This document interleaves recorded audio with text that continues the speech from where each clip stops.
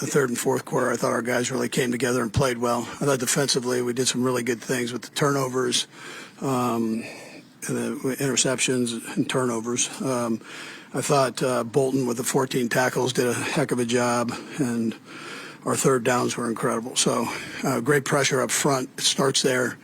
And then likewise on the offensive side, Pat had some really good things he did out there, and the offensive line I thought did a heck of a job. I was probably most happy for Pacheco coming home and putting up a 4.5 yard per carry shot out there, which was good, and Kareem did some good things there too.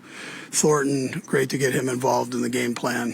I thought he played well. But again, it all starts up front. That defensive line, Brian's done a nice job as their personnel department of getting these defensive linemen. That's as good a defensive line as there is in this league. And then offensively, he's got some good things going. He's got Wilson there, which is a plus, and then you got a young quarterback behind him, which is also a plus. So the sky's the limit. That was your first read on that play? Yeah, it's a kind of a dual read where it's kind of a man versus zone type read, and so having the man coverage, we had a play where it was kind of you run towards the post and then back out, and he did a good job of winning. Obviously, I was rolling the other way, so it was a little further throw, but just giving him a chance to make a play and a guy making a play. When you went to the sideline, you're intending that it's going to be to Tyquan specifically? I like the play just in general. So just knowing that they probably could play man, that was a good big matchup alert. And so going over there talking with Nags and Coach Girardi and Coach Reid and saying, like, if it's man, go there. If it's zone, we have another place we can get to. And then all else fails, you throw the ball short, get some more yards so we can kick a field goal. And so having that time, we were all on the same page and we were able to go out there and execute. You guys were in a better rhythm in the second half. I guess what can you say that maybe was different from the first half to the second? We just executed better. I think the first few drives, we drove the ball really well down the football field. We just had mistakes and penalties and, alignment stuff that we're going to have to clean up for sure. But I feel like we were moving the ball the right way. Kind of struggled there at the end of that second quarter, but was able to get points at the end. But it was just finishing the drives, and I think that played well. But again, this game is the margin between winning and losing is so small. So I know New York people are very passionate. So give Brian an opportunity, man. He's got great personality for this sport and for you people here. So, anyways, by that time, yours. What stands out most about Tyquan Thornton's catch there on third down late in the game? Oh, both of them, right? He had the one. We back to back. Pat went to him, and it was a nice job, making the second one go there. So. And he's got, he's showing some things. So that's he's a guy that I know Juju spoke highly of when he was at the Patriots. I mentioned Bill Belichick, gave him big compliments, and he's come in here and done nothing but work hard. And so it's nice to see him getting an opportunity. Andy, did Patrick, was that the call of the play that had you go right back to him on that second play, or was that Patrick's read all the way? Yeah, it was Patrick. Yeah. He wasn't by your design. Nags and I tag team those things, so give Nags the credit on that. And just to come back, it was a big time tackle. So I'm not going to try to do that again, but that was we'll throw the ball forward from now on. There was a spot that we saw on TV, and Coach talked about it with Travis over on the sideline. You guys get emotional about these things. What was Travis like out there in the huddles and all that? He's Travis. He's just normal Travis. He's a guy that loves it. He loves it. He's passionate about it, and that's what's made him so great. And so I have not seen what y'all are talking about, but I know Coach Reid loves, I know Travis loves, and I know they love each other, and that's what you want out of the greats. On the first touchdown pass, it seemed like maybe Tyquan wasn't your first option. Just does that play a combination of the trust you sort of developed in him to see sort of on that back shoulder to see that he's open? Yeah, for sure. Just knowing kind of the coverage, I think that was a good job by him. Knowing that we were trying to kind of get something to Juju or Travis out in the flat, and then kind of having a spot up route for Juju, and how their double guy, kind of like last week with the Eagles, double guy ran to get to Travis and get out of the way. It puts Tyquan in a one-on-one situation there at the backside, and he did a good job getting open and then being in the right spot. So when I turn to get to that third progression, he's right in my vision. I can make the throw.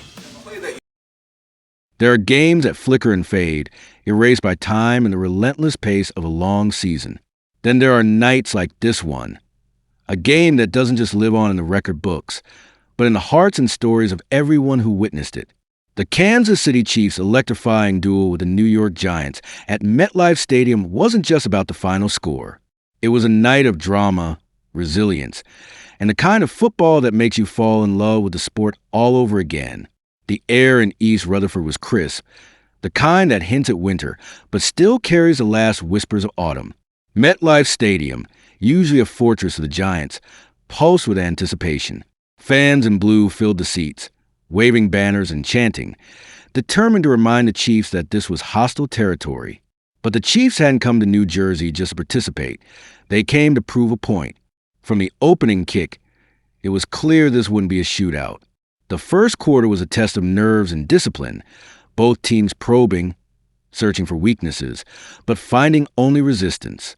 The Giants' defense played with ferocity that belied their underdog status, plugging every gap, double-teaming every threat, and keeping the vaunted Chiefs' offense on a leash.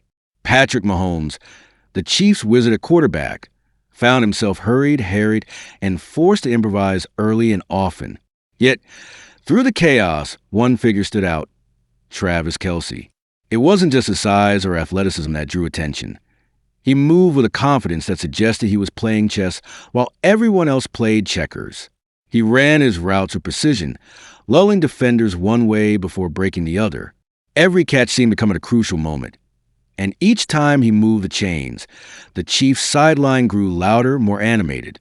Late in the second quarter, with the Chiefs trailing and the mood turning tense, Kelce made the play that would shift the entire narrative of the night. Mahomes, backpedaling under pressure, fired a dart across the middle. Kelce, bracketed by defenders, leapt and snatched the ball from the air, twisting his body to shed a tackler and gallop upfield. The crowd, moments before a wall of sound, went silent. The Chiefs' bench exploded in celebration. In that single moment, hope flickered back to life. What happened next was a masterclass in momentum. Kelce's catch wasn't just a highlight. It was an injection of belief. Suddenly, the Chiefs' offense found its rhythm. Mahomes, rallying his teammates, began to look more like the MVP everyone expected.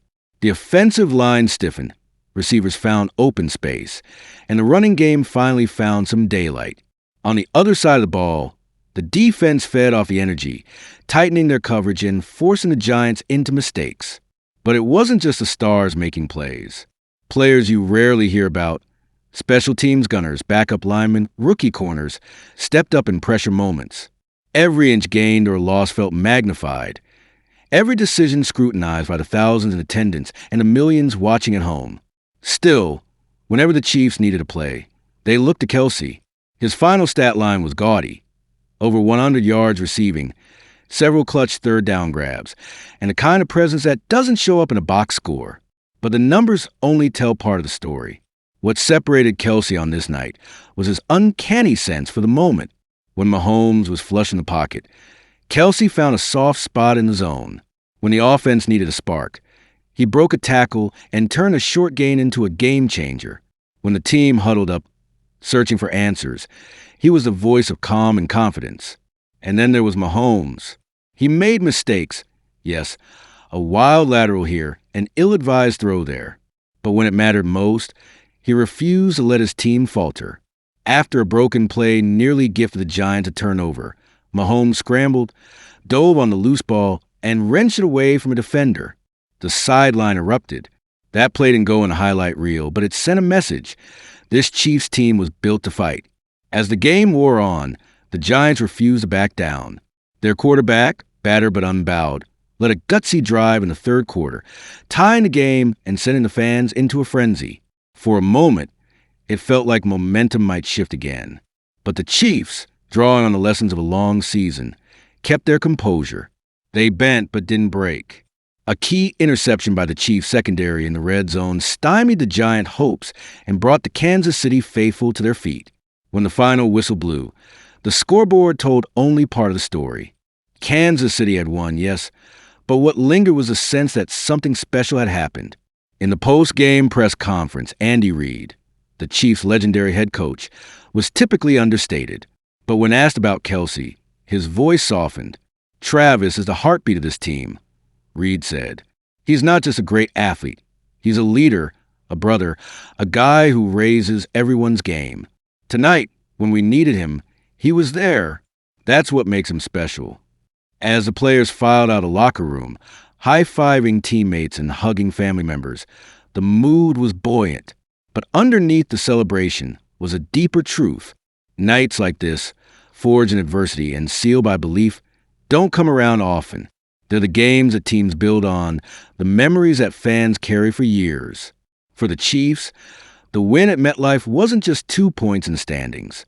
It was a declaration of grit, of unity, of the magic that happens when talent meets heart. As the season wore on and the stakes grew higher, players and fans alike would look back on this game as the night they discovered exactly what they were made of. And somewhere in the retelling, the legend would grow. The catch, the comeback, the unwavering belief. The kind of night that reminds everyone why they love the game.